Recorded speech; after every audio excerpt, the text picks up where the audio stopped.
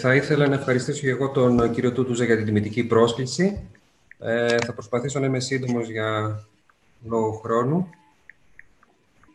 Παρουσιάζουμε λοιπόν ένα περιστατικό υπερήλικης γυναίκας με οξύ στεφανείο σύνδρομο. Η ασθενής ήρθε με συμπτωματολογία καρδιακής ανεπάρκησης τους τελευταίους 4 μήνες και η εικόνα της στα επίγοντα ήταν εικόνα οξέως πνευμονικού ειδήματος με κατασπάσεις του ΕΣΤΑΦ διαστήματος στο καρδιογράφημα και υψηλή τιμή τροπονίνης. Κλάσμα εξώθης περίπου 40%. Επομένως, μια βαριά εξ αρχής άρρωστη υπερήλικας με πιθανή πολυαγγειακή νόσο, με ένα πολύ άσχημο καρδιογράφημα. Βλέπετε εδώ τις κατασπάσεις στο κατώτερο τείχομα, που επεκτείνονται και μέχρι το πλάγιο τείχομα. Ασθενής ήταν δυσπνοϊκή, χρειάστηκε να την αντιμετωπίσουμε αρχικά με μη επεμβατικό αερισμό. Αυτή είναι η ακτινογραφία της, σχετικά καλή, λίγο συγχωρημένη, λίγο υγρό στη δεξιά πλευροδιαφραγματική γωνία. Μη επεμβατικός λοιπόν αερισμός, διουρητικά, φόρτιση με διπλή αντιμοπεταλιακή αγωγή, τικαγρελόρι και ασπιρίνη, προκειμένου να πάμε γρήγορα στο αιμοδυναμικό εργαστήριο, να δούμε με τι είχαμε να κάνουμε. Και αυτές είναι οι πρώτες εικόνες που παίρνουμε. Η δεξιά στεφανία αρχικά. Έχουμε μπει από το αριστερό χέρι με ένα θικάρι 6 French. Αυτό που κάνει εντύπωση είναι ότι έχουμε μια διάχυτη θηρωμάτωση στην δεξιά στεφανία, χωρίς κάτι ιδιαίτερο. Αυτό που κάνει εντύπωση είναι το αριστερό σύστημα. Βλέπετε ότι υπάρχει μια διάχυτη επασβέστωση σε όλο το αριστερό σύστημα, στο στέλεχος, στον πρόσθετο κατιόντα και στην περισπόμενη. Και αυτές είναι οι εικόνες από το αριστερό σύστημα. Στέλεχος καλό, μία όμως σημαντικά επασβεστομένη στομιακή βλάβη στην περισπωμένη και ένας πρόσθετος κατιόντας προβληματικός και αυτός, αυθυρωματικός σε όλο το μήκος, με 2 σημαντικές στενώσεις πριν και μετά την έκφυση ενός μεγάλου διαγωνίου κλάδου. Επομένως, το ερώτημα, αυτή ήταν η αγγειογραφική εικόνα και το ερώτημα σε αυτή την περίπτωση ήταν ποια ήταν η ένοχη βλάβη και τι έπρεπε να κάνουμε για να αντιμετωπίσουμε καλύτερα την ασθενή, η οποία, επαναλαμβάνω, ήταν επιβαρημένη, οριακές πιέσεις, χρησιμοποίησαμε και λίγα ινότροπα, είχε μη επεμβατικό αερισμό. Θεωρήσαμε ότι η ένοχη βλάβη ήταν η βλάβη στην περισπόμενη και με βάση το καρδιογράφημα που είχαμε. Και η αρχική στόχευση ήταν να αντιμετωπίσουμε αυτή τη βλάβη, δηλαδή να κάνουμε μια αγγειοπλαστική στελέχους πρακτικά με τεχνική provisional stenting, αφήνοντας το στόμιο του LAD που φαινόταν από άλλες προβολές που δεν δείχνω μέχρι εδώ ότι ήταν καλό, και να αφήσουμε τον πρόσθετο κατιόντα να τον αντιμετωπίσουμε σε δεύτερο χρόνο μέσα στην ίδια μάλλον νοσηλεία της ασθενούς. Εκεί η άλλη σκέψη ήταν για τον bypass, η οποία αποκλείστηκε φυσικά και λόγω της ηλικίας της και λόγω των συνοσιρωτήτων. Οπότε προχωρήσαμε στην αγγειοπλαστική του στελέχους προς την περισπόμενη. Η προσπέλαση ήταν εύκολη γενικά. Βάλαμε 2 σύρματα, ένα στην περιφέρεια της περισπωμένης, ένα στον πρόσθετο κατιόντα.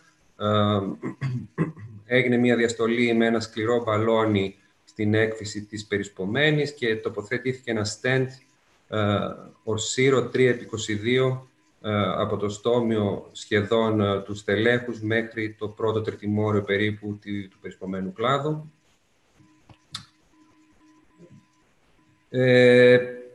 Και εκείνη τη στιγμή, αφού φουσκώσαμε το μπαλόνι, η άρρωστη μπαίνει σε σοκ. Χαμηλή πίεση, επιδείνωση της αναπνοής της, και αυτή είναι η εικόνα που παίρνουμε, ενώ βλέπουμε ένα καλά εκτυγμένο στεν με μια καλή ροή στην περισπόμενη, η οποία φαίνεται ότι είναι και συνεπικρατούσα η αρτηρία. Δεν έχουμε καθόλου ροή στον πρόσθετο κατιόντα κλάδο. Το πρόβλημα είναι ότι το σύρμα μας που ήταν στην περιφέρεια του πρόσθετου κατιόντα κλάδου έχει υποχωρήσει, πιθανόν έχει τραυματίσει εδώ την περιοχή και έχει κλείσει η κυκλοφορία στον πρόσθετο κατιόντα. Είμαστε τυχεροί λοιπόν. Καταφέρνουμε να συνεχίσουμε να περάσουμε το σύρμα ξανά στην περιφέρεια του προστίου κατιόντα, να κάνουμε διαστολές στις 2 έντονα επασβεστομένες βλάβες στη μεσότητα του προστίου κατιόντα με σκληρά μπαλόνια.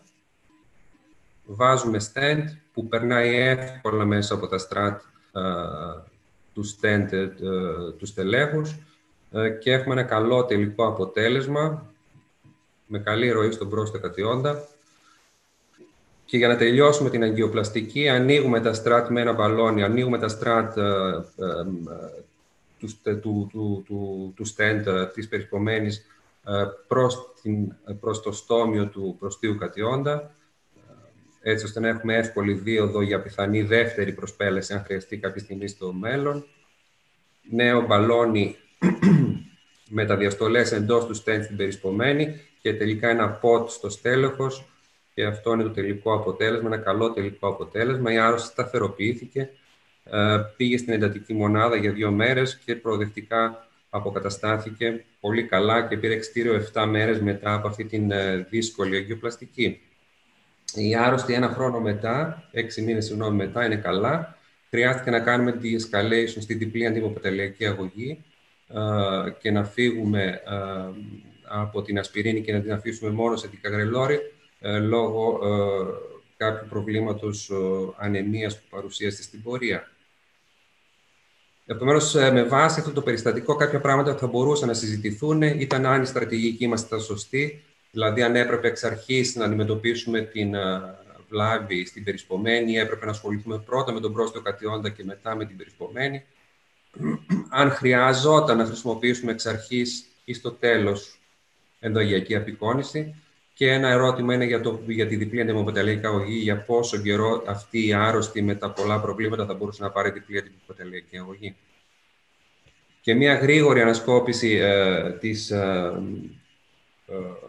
βιβλιογραφίας όσον αφορά την πολυαγγειακή νόσο και τα οξέα στεφανία σύνδρομα. Αυτές είναι οι πρώτες μελέτες που ασχολήθηκαν με το πρόβλημα. Είναι η μελέτη Πράμι και η μελέτη Κούλπριτ, οι οποίοι έδειξαν ότι στην περίπτωση οξέου στεφανίου συνδρόμου θα πρέπει να αντιμετωπίζουμε επεμβατικά όλες τις βλάβες, γιατί φάνηκε ότι οι άρρωστοι πάνε πολύ καλύτερα. Οι επόμενες μελέτες είναι η Dynamic 3 Primulti και Compare Acute, που έδειξαν ακριβώς το ίδιο πράγμα. Καλύτερη πορεία στους ασθενείς που αντιμετωπίζονται με ολική επαναιμάτωση σε σχέση με αυτούς που αντιμετωπίζεται μόνο η ένοχη βλάβη. Η τελευταία μεγάλη μελέτη του 19 είναι η Complete Trial, η οποία έδειξε και αυτή ακριβώς το ίδιο πράγμα.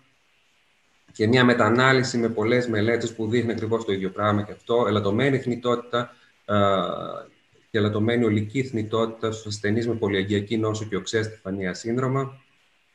Κάτι το οποίο απεικονίστηκε μετά από όλες αυτές τις μελέτες και στις οδηγίες της Αμερικής και της Ευρώπης, με διαφορετικές ενδείξεις. Στην Ευρώπη έχουμε μια ένδειξη 2α, στην Αμερική η ένδειξη αυτή τη στιγμή είναι 2β.